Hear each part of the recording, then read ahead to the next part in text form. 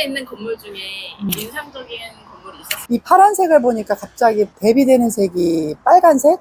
서울에 있는 건물 중에 여의도에 있는 더 현대라는 백화점이 이제 테마파크 형식으로 만들어진 백화점? 근데 그거는 빨간색으로 외장을 했잖아. 그래서 사람들이 처음에는 미친 건물 아니야? 라고 얘기했을 정도로 건물 저렇게 지어가지고 과연 누가 백화점을 갈까? 그러니까 우리 얘기로 신박하게 진 거야. 뭐 회색 이런 색깔들?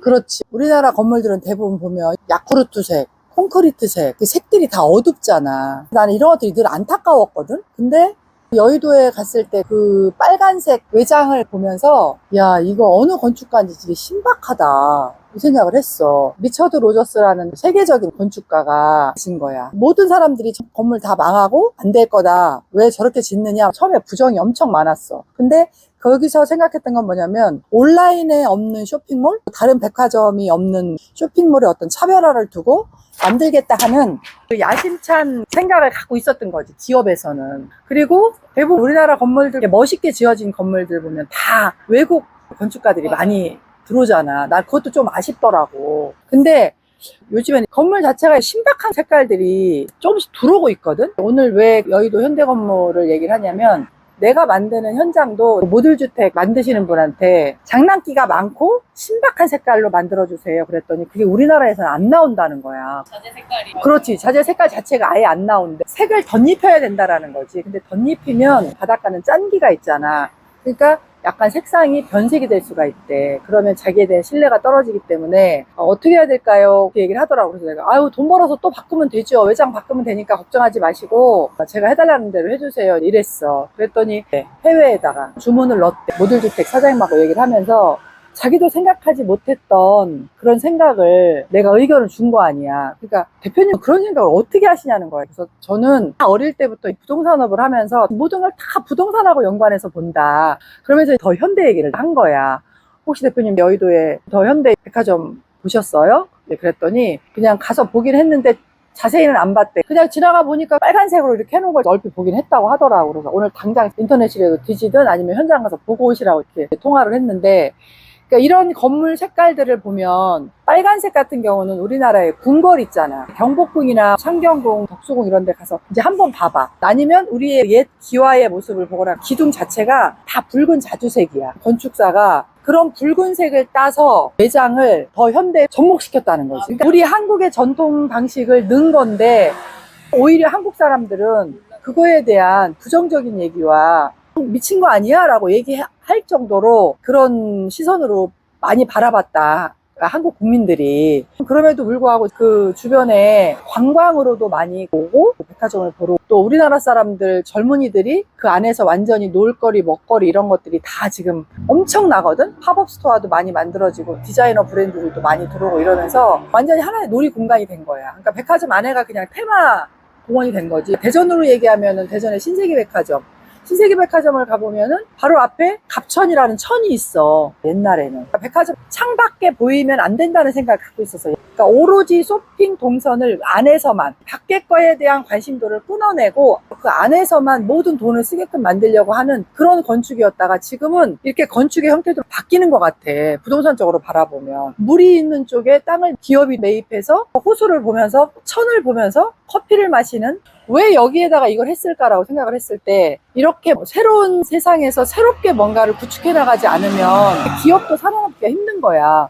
그러니까 더 현대가 잘 맞아 떨어진 게 한강이 바로 앞에 있잖아. 공원이 바로 앞에 있잖아. 그리고 대전 같은 경우는 신세계백화점이 갑천이 있고 또 공원이 있잖아. 봄 되면은 꽃 피고 지금 이렇게 푸릇푸릇하고 사람들이 몰리잖아. 예전에는 백화점을 가는 게 어떻게 보면 있는 사람들이 가고 마음 먹고 갔단 말이야. 근데 지금은 하나의 놀이공간으로 내가 차를 한 잔 마시러도 백화점을 가고 바깥 풍경 보면서 호수 보고 자연 보고 공원 보고 이러면서 쇼핑을 하는 경우들이 되게 많잖아.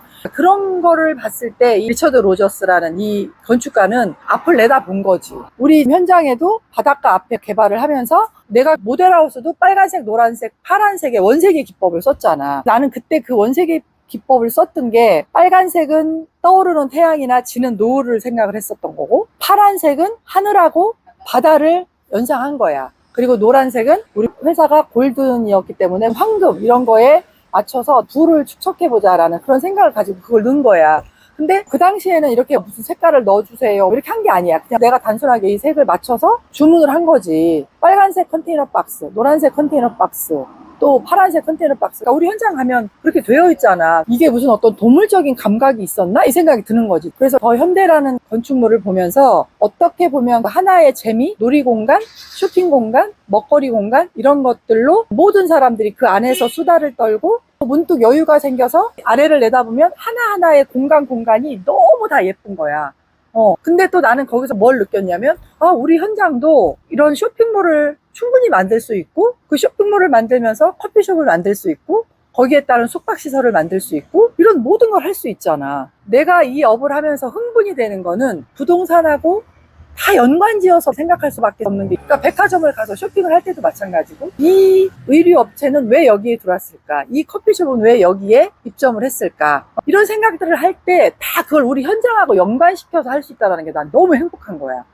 유럽은 우리보다 훨씬 더 먼저 그런 문화라든가 이런 것들이 만들어진 나라란 말이야. 그리고 세금 같은 것도 보면 옛날에 유럽은 부잣집들은 창문이 많아서 창문세라는 게 있었어. 그러면 창문이 많은 집들은 창문을 숫자를 세서 그걸로 세금을 매기고 그런 유럽의 문화가 있단 말이야. 우리나라도 보면 왜 큰 저택들, 큰 빌딩들 대부분 유리 창문 같은 걸 엄청 멋있게 해놓잖아. 한강 앞에 있었던 리버사이드 호텔 이런 거는 그냥 통창으로 해서 외곽이 완전히 다 보일 수 있도록 해놓는단 말이야. 근데 이런 거를 조금 더 앞서서 할 수 있는 그런 건물주?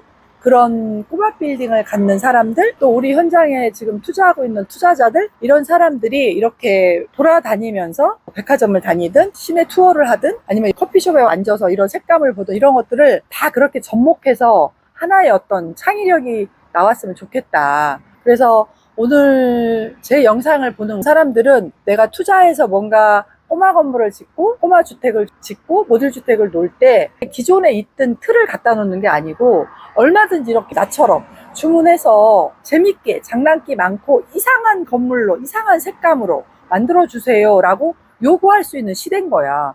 그러니까 피디님도 바닷가 앞에 땅이 있잖아. 그럼 그 땅을 본인이 건축기사니까 그냥 일반적으로 집 짓듯이 본인이 지금 갖고 있는 그런 다가구 건물이나 다세대 건물 이런 걸로 짓는 게 아니라 그 생각을 완전히 탈피하고 이렇게 원색의 기법을 쓰든가 모든 사람들의 관심이 많고 그 사람들이 한번 와서 거기를 발로 딛고 서서 보고 눈으로 보고 내가 한번 손으로 만져보고 이렇게 많은 사람들이 모일 때 내 부동산 가치는 올라가거든. 당연히 더 현대라는 건물도 그 가치는 올라갈 수밖에 없는 거야. 많은 사람들이 오잖아. 장난기가 많은 건물을 만들면서 하나의 포토존으로 만들고 그렇게 내가 어떤 시나리오를 만들 때 내가 가지고 있는 부동산을 조금 신박하게 하나의 상품으로 만들어서 더 가치를 높게 만들고 아무도 생각할 수 없는 거를 부동산을 하게 되고 부동산을 알면 그런 창의력이 떠오르거든. 그렇게 해서 내 건물을 만들고 내가 갖고 있는 땅을 상품으로 만들어 보고 이게 내가 자산을 늘리고 부자가 될 수 있는 좋은 기회가 아닌가 이런 생각이 드는 거야. 그러니까 더 현대를 보러 가면 우리 현장하고 그게 연상되고 너무 좋잖아.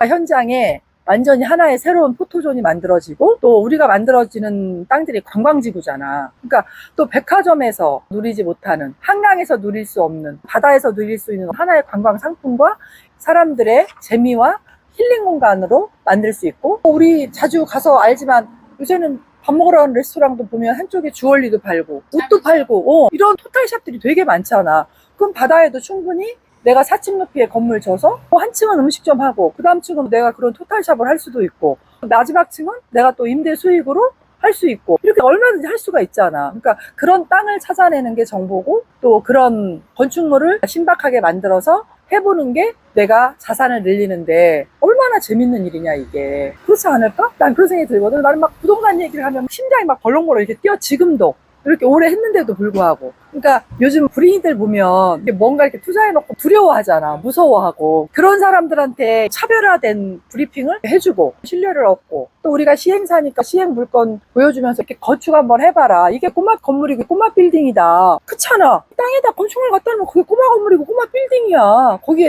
나만이 만들 수 있는 색감으로 할 수 있고 얼마나 재밌어 이게. 그치? 내가 부동산이 있고 내 땅이 있으면 내가 하고 싶은 대로 내 마음대로 하는 거야. 먹는 것만 내 마음대로 골라 먹는 게 아니라 요새는 부동산도 내가 하고 싶은 대로 색감도 넣고 내가 하고 싶은 대로 장난기 많게 건물도 지을 수 있고 그런 시대이기 때문에 여러분들이 부동산은 반드시 배워놔야 이런 즐거운 세상에서 나도 동참해서 행복을 추구하고 가치를 추구하면서 갈 수 있지 않나, 그런 얘기를 해주고 싶더라고.